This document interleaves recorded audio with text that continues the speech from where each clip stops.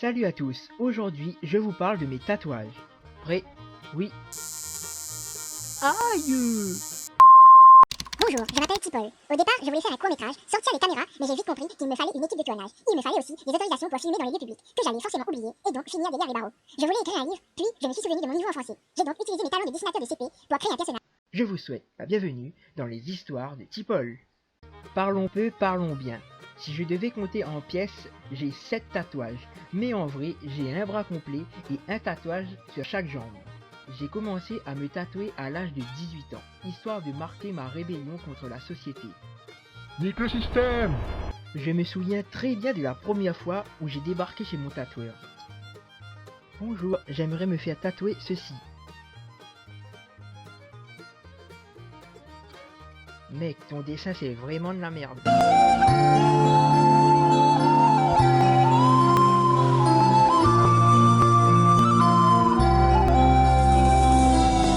En fait, je voulais me faire tatouer un loup sur le mollet. Et comme j'étais un gros novice dans le domaine, j'ai montré au tatoueur une vieille image d'un loup tribal. C'est pour ça qu'il s'est foutu de ma gueule. Finalement, je lui ai donné carte blanche pour qu'il dessine mon loup. Et voici le résultat. Pourquoi un loup? Parce que c'est un animal que j'apprécie. Et comme j'étais dans ma phase d'humain solitaire, me faire un tatouage représentant un loup solitaire me paraissait le tatouage idéal.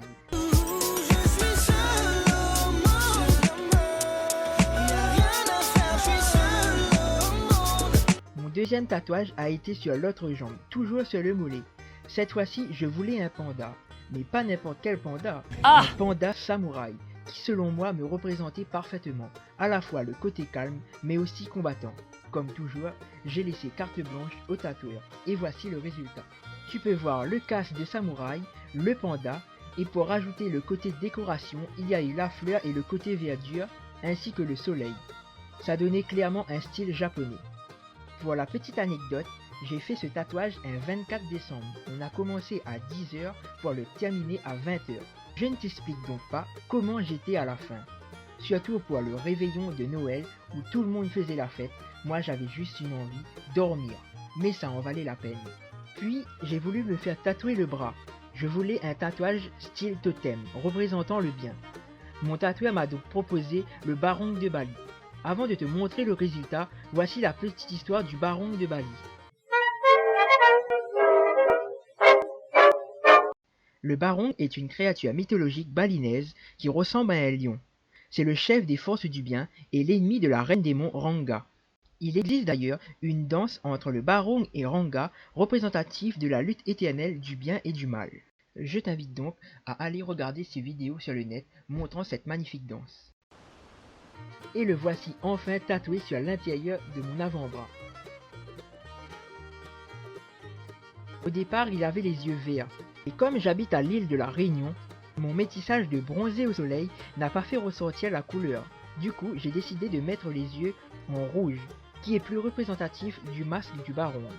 Ensuite, pour commencer à remplir mon bras, j'ai demandé à mon tatoueur de dessiner ce qu'il avait envie.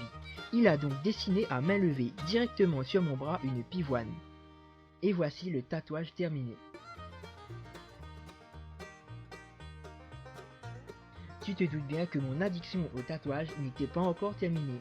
Pour rester dans le côté spirituel, je me suis fait tatouer un Garuda.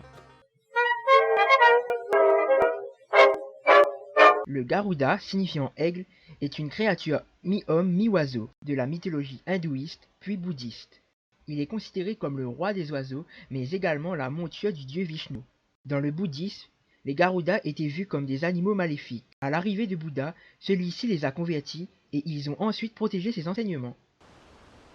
J'aimais bien le côté apprenti de Bouddha et aussi son côté symbolique du courage et de l'honnêteté. Et c'est donc pour cela que je me le suis fait tatouer. Le voici terminé.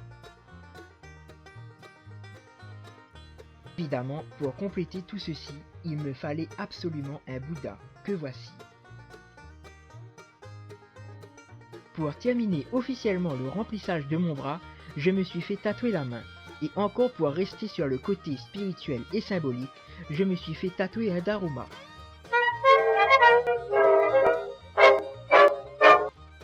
Le Daruma est un porte-bonheur japonais. Chaque couleur du Daruma a une signification bien précise.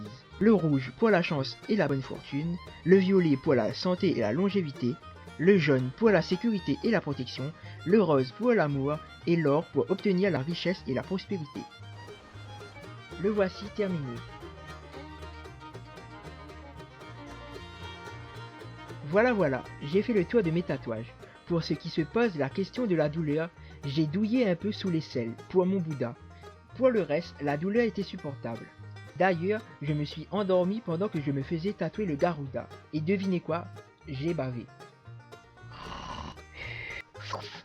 C'est vraiment dégueulasse. Bref, c'est bien beau de parler de mes tatouages, mais sans mon tatoueur, je n'aurais pas eu ces magnifiques résultats. Je tiens donc à faire une dédicace à Caméléon Tatouage qui m'a tatoué toutes ces pièces. Tu peux le retrouver sur Instagram Caméléon Tatou, mais également sur sa page Facebook Caméléon Tatouage.